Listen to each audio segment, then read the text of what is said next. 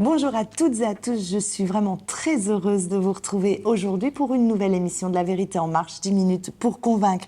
Un petit air enivrant souffle aujourd'hui sur mon invité, Adil Soudani, originaire de Marrakech mais enraciné à Yutz depuis des années, où vous pouvez déguster les spécialités marocaines au cœur de son restaurant Miel et Safran.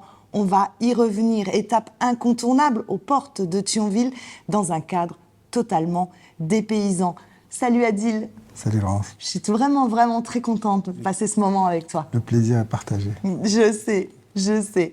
Ton parcours est atypique. Tu as été élevé dans une famille sans ressources. Un père militaire qui a été exclu de l'armée du roi. Exactement. Une maman femme de ménage, mais cuisinière hors pair. C'est vrai. Tu es l'aîné attentionné d'une fratrie de 4 enfants que tu dois nourrir chaque jour avec 20 dirhams, donc on va dire à peu près moins de 2 euros en poche. Tu rentres dans la vie active avec un stage dans un hôtel Le Marrakech, ça s'invente pas, où tu rencontres Céline, une touriste lorraine qui deviendra ton épouse. Exactement. Tu débarques alors à Metz, des premiers pas dans la grande distribution, on va en reparler dans quelques instants. Adil, comme pour chacun de mes invités, tu as eu le choix pour l'endroit où devait se dérouler cette rencontre. Tu as bien sûr opté pour ton restaurant. Moi, je voudrais, pour les gens qui ne le connaissent pas encore, que tu nous le décrives un petit peu. En fait, ce restaurant est le fruit d'un travail de 11 ans et voire avant, avec la décoration qu'on a fait pendant 1 an de travaux. Et au-delà de ça, c'est un restaurant qui a une histoire. Les gens qui connaissent le Clos Lorrain avant, où le premier stage de Frédéric Sandrini, le chef étoilé de la région, a fait son stage. Les gens qui connaissent les Alérians. Ouais. Donc, toutes ces histoires qui succèdent, le Miel et Safran, il est venu pour, en fait, pour être dans la continuité, en fait. Oui, Voilà. et c'est vraiment un bel endroit que tu as rénové il n'y a pas très longtemps. Hein, on a rénové à l'ouverture en 2014 et on a rénové pendant le Covid. Ouais, et là, on a un endroit qui est vraiment absolument sublime. Merci, on verra. Merci. Donc, ton arrivée à Yutz, c'est un peu le fruit du hasard? Effectivement, c'est un fruit du hasard parce qu'en fait, je travaillais tranquillement et j'avais un ami qui était agent immobilier et je lui ai posé la question, est-ce que tu veux manger un couscous? Et il m'a dit, ce serait bien qu'on mange un couscous. Je lui ai dit, ce serait dans un restaurant sur le temps de l'humour. Oui. Et il m'a dit, j'ai un restaurant. Mais le vrai c'est les gens qui tenaient le restaurant. C'est Jean-Michel et Sophie Brache qu'ils étaient en fait à l'initiative de me faire un entretien d'embauche pour voir est-ce que j'étais capable de prendre un restaurant. Ouais. Et eux, derrière, ils achètent les murs. D'accord. Donc, Okay. en fait, c'est tout un process que moi, je ne connaissais pas. Et dernièrement, ils m'ont vendu les murs. Merci Jean-Michel, merci Sophie. Petit coucou à tous les deux. Donc, à part les saveurs de la cuisine de ta maman, rien ne te prédestinait en fait à te retrouver au piano d'un restaurant typique. En fait, ton histoire professionnelle commence réellement dans la grande distribution. T'as fait quoi? En fait, j'ai fait l'école hôtelière à Marrakech. Et après, en fait, quand je suis arrivé, j'ai postulé dans pas mal de restaurants ici à Metz, voilà, Ouais. parce que j'habitais à Metz, et pas de réponse. Et quand j'ai postulé en fait à la cafétéria pour être cuisinier à la cafétéria de Coramol les Metz, ils m'ont embauché au rayon traiteur. D'accord. Autant cuisinier, toujours. D'accord. Et après, j'ai fait le process d'être chef de rayon, et après, tout ce qui suit. Donc voilà. T'as fait tous les échelons, voilà, quoi. Exactement. Voilà. Et puis, il me semble que j'avais un souvenir, on avait échangé, parce que, bon, je vais vous le dire, on est quand même très amis. J'ai beaucoup de respect pour ce garçon-là, qui m'a fait découvrir et aimer le Maroc. C'est vraiment quelqu'un, on y reviendra, qui humainement me touche énormément. Et aujourd'hui, je suis très fière d'être à ses côtés, vraiment, sincèrement. Je crois que tu as fait une ouverture ou quelque chose aussi au Liban. C'est en Irak. En Irak, on a fait l'ouverture de premier carrefour en Irak.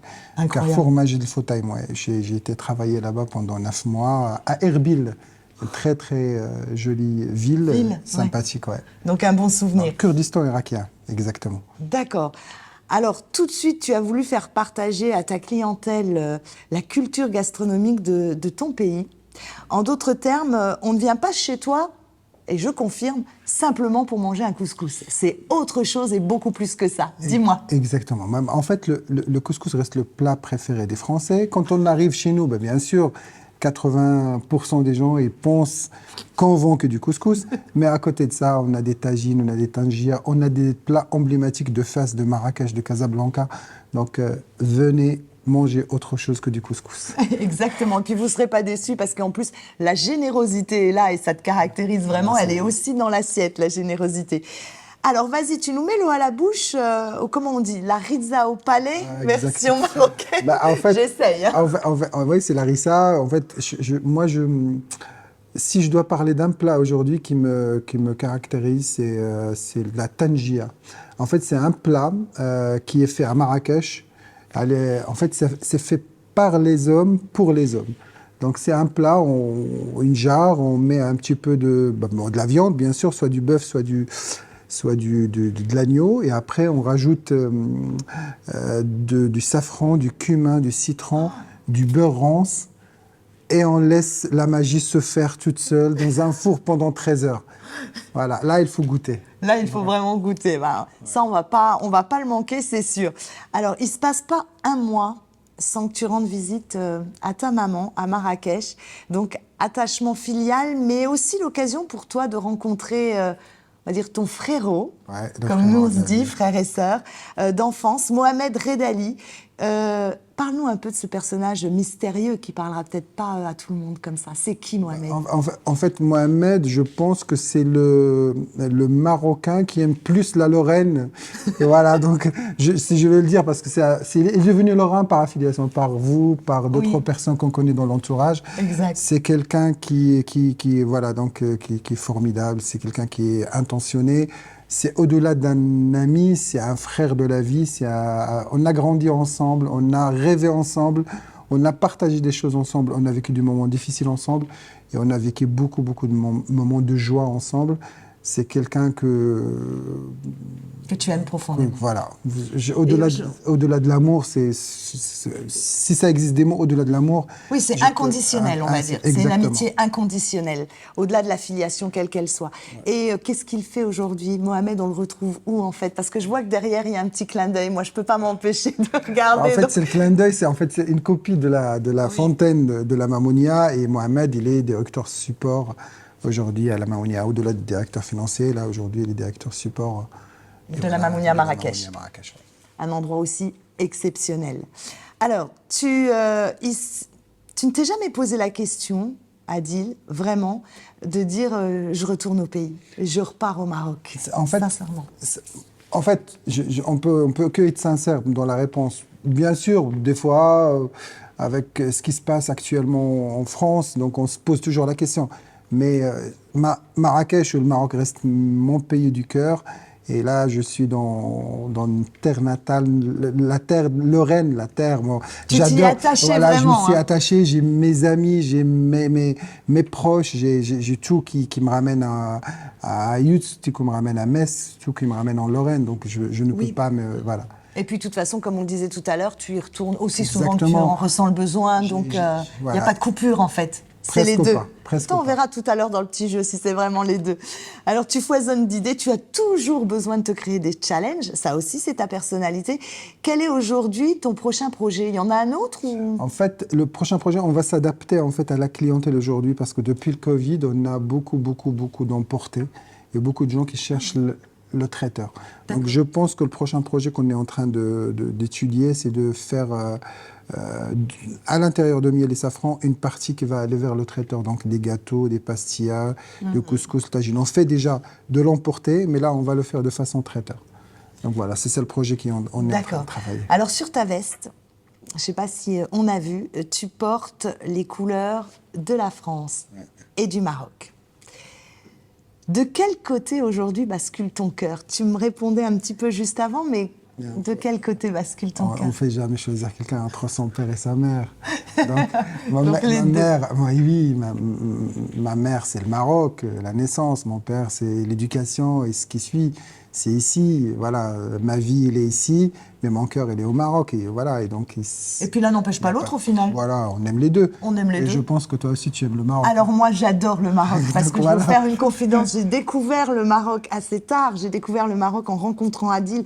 J'ai eu l'immense honneur de rencontrer Mohamed, et c'est vrai que le Maroc me manque. C'est une terre, quand on y va, on a vraiment un manque quand on ne peut pas y retourner. Donc, mais on a la possibilité, comme tu le disais aujourd'hui, de pouvoir y retourner facilement. Exactement. Et quand on le veut. On a l'aéroport de Luxembourg, on a 3 vols par semaine. Donc, Oui. Donc c'est plus un manque. Mais allez au Maroc, Allez vraiment. au Maroc. Allez rencontrer les Marocains.